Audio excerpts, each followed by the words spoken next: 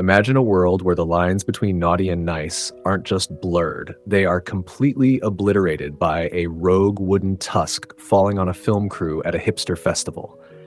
That is the absolutely unhinged catalyst for a merry little meet cute. This book kicks off with pure chaos when a wholesome Christmas movie production loses its lead actress to a drug-fueled festival incident, forcing a desperate producer named Teddy, who secretly runs a porn empire called Uncle Ray Ray's, to make a wild gamble. He casts one of his top adult film stars, B. Hobbs, known professionally as the curvaceous and stunning Bianca Von Honey, to play the innocent, time-traveling heroine in a squeaky-clean Hope Channel holiday film. It is the kind of high-stakes secret identity disaster waiting to happen that makes you want to scream at the pages. And honestly, we are here for every second of the mess. B. Hobbs is such a breath of fresh air. She is a plus-size powerhouse who owns her sexuality and her career in the adult industry. But deep down, she is harboring a secret theater kid dream of mainstream acting stardom. She wants to prove that she can be more than just a fantasy. She wants to be the leading lady who gets the happily ever after. But the stakes are terrifyingly high because she has to keep her day job a total secret from the conservative network, or she risks ruining everything. And then there is the leading man, Nolan Shaw.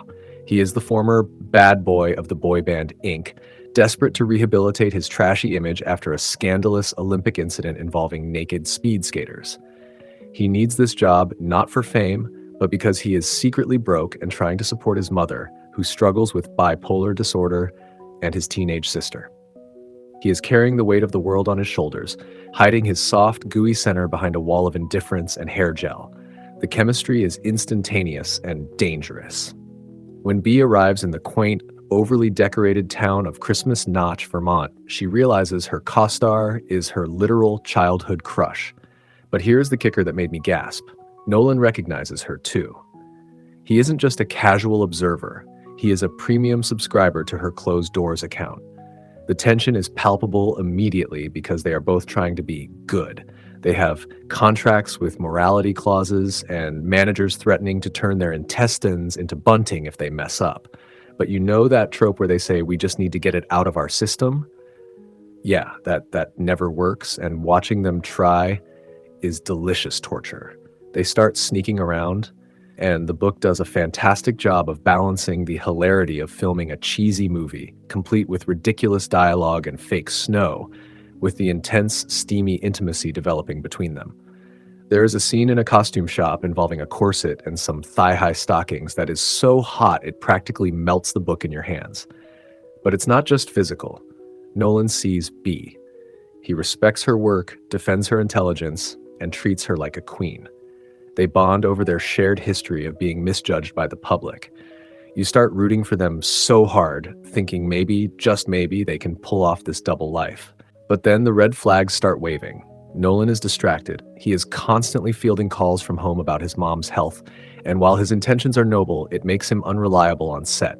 The breaking point hits during a scene where Bee has to ride a horse, something she is terrified of. Nolan promises to be right there with her, but when his phone rings with a family emergency, he steps away. A gust of wind spooks the horse, Bee gets thrown off, and the terrifying reality of their precarious situation comes crashing down. It is a heart-stopping moment where you realize that love might not be enough to save them from their own baggage. And then the other shoe drops. The villain of the story, a sleazy gossip blogger named Dominic Diamond, gets a tip about Bee's true identity from a bitter ex-colleague of hers. The news breaks, and it is brutal. The headlines are vicious, slut-shaming Bee and dragging Nolan back into the mud.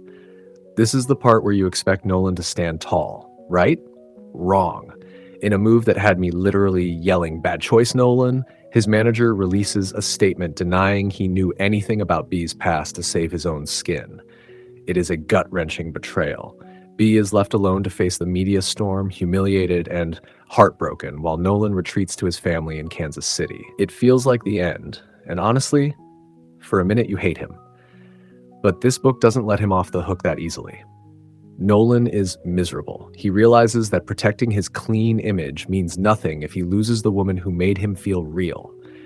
After a heart-to-heart with his mom, who tells him to go fix it, and a visit to his former bandmate Isaac, Nolan decides to burn it all down. He drives across the country to ambush Dominic Diamond for a live interview. In a glorious redemption arc moment, Nolan goes on camera and doesn't just admit he knew. He defends B. He calls out the hypocrisy of the industry, defends sex work as valid work, and publicly professes his love for her.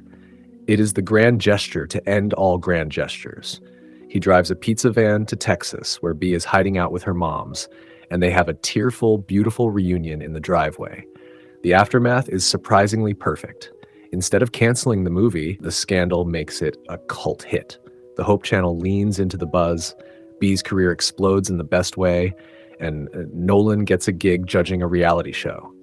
They get their happily ever after, complete with a big backyard barbecue 7 months later, proving that you don't have to hide who you are to be loved. So here is the question that lingers after the final page. In a world that demands we curate perfect, wholesome versions of ourselves, are we brave enough to demand to be loved for our messy, complicated, real selves? Just like B and Nolan? It is a wild ride from start to finish that makes you rethink what wholesome really means.